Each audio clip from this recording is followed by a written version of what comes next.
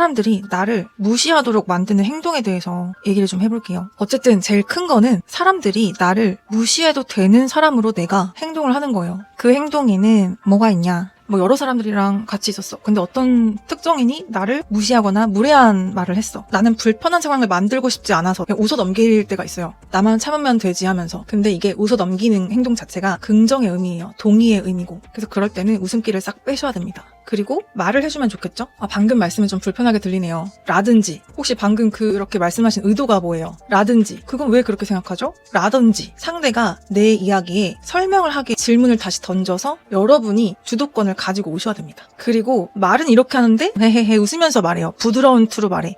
이것도 맞지 않아요. 그렇다고 막 눈썹 이렇게 인상은 쓰지 마시고 눈은 마주치고 웃음기는 싹 빼고 눈썹 편안하게 하시고 그리고 말하는 습관일 수 있는데 말끝을 흐리는 거. 말을 할 때 제대로 마무리를 짓는 게 아니라 끝을 흐리는 경우가 많잖아요. 말할 때 보면 그냥 이렇게 흐리거나 그런 거 같기도 하고 이러면서 흐리거나 뭔가 듣는 사람 입장에서는 자신감이 되게 없어 보이는 사람으로 보이죠. 우리가 무의식적으로 자신감 넘치는 사람을 무시하기 쉬워요. 자신 없어 보이는 사람 무시하기 쉬워요. 그런 것처럼 말을 할 때도 우리가 자신이 없어도 말 끝맺으면 정확하게 마무리를 해야 합니다. 그건 좀 이렇게 하기보다는 그건 좀 아닌 것 같아. 그건 좀 나는 안 땡겨. 그건 좀 나랑 안 맞아. 그건 내가 못할 것 같아. 이렇게 확실하게 마무리를 해야 합니다. 그냥 이것보다는 내가 할게. 또는 이거보다 확 끌리진 않네. 이렇게 확실하게 얘기를 마무리를 해줘야 합니다. 그리고 사과를 너무 과도하게 해요. 상대방이 사과를 원하는 것도 아니고 본인이 잘못한 것도 아닌데 죄송해요. 죄송합니다. 죄송해요. 그냥 습관처럼 붙어버리는 거예요. 되게 작은 거에도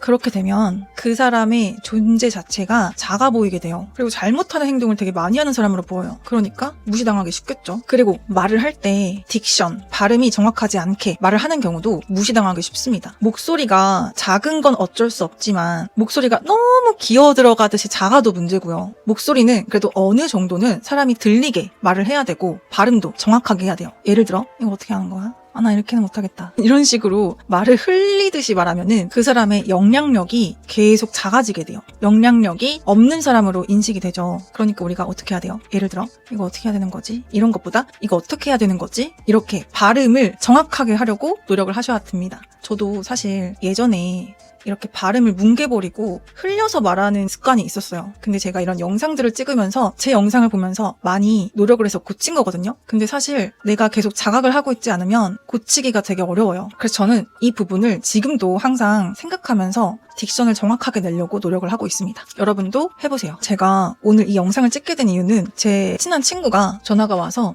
회사에 나에게 좀 무례하게 구는 분이 있다. 그래서 너무 속상하다라는 얘기를 하더라고요. 그래서 들어보니까 그 친구가 개인적인 어떤 문제로 수술을 하게 됐어요. 근데 이 무례한 분이 제 친구한테 갑자기 대뜸 물어보는 거예요. 제 친구가 개인적인 건강 그런 문제로 수술을 한 적이 있어요. 근데 그 무례한 분이 갑자기 대뜸 와가지고 미나씨 난 딱 보면 알아. 땡땡 수술했지? 이렇게 말을 했다는 거예요. 그 말도 사실 무례한 거잖아요. 근데 이제 친구가 이 무례한 분이 너무 그러니까 얘기를 합니다. 이러이러해서 이러하다. 근데 앞으로 이런 문제 때문에 이렇게 될 것 같다 라고 얘기를 했는데 다음날에 보니까 회사 전체에 소문이 나 있는 거예요. 그분이 회사 대표, 다른 부서 직원들한테까지 다 얘기를 한 거예요. 그리고 심지어 회사 엘리베이터, 사람들 정말 많잖아요. 거기서도 그걸 콕 집어서 얘기를 했다는 거예요. 미나씨 어떡하냐. 이렇게 해야 되는데 이렇게 했다는 거예요. 엘리베이터에서. 와, 어떻게 이렇게 무례할 수가 있죠? 근데 친구는 그냥 불편한 상황 만들기 싫어서 넘겼더라는 거예요. 그 사람이 하는 무례한 행동을 멈추게 하려면 이 친구는 일단 그 무례한 분이 미나씨 나는 딱 보면 알아. 이러이러하지? 라고 말했을 때 그건 제가 대답할 필요가 없는 부분인 것 같아요. 제 개인적인 일이라서요. 라고 딱 잘라서 선을 그었어야 했다고 생각해요. 그리고 엘리베이터에서 그렇게 얘기를 한다면 거기서 웃어 넘길 게 아니라 그 얘기는 제 개인적인 얘긴데요. 너무 불편합니다. 라고 확실하게 짚어준다면 그분이 다음부터는 그런 행동을 굉장히 자제할 거예요.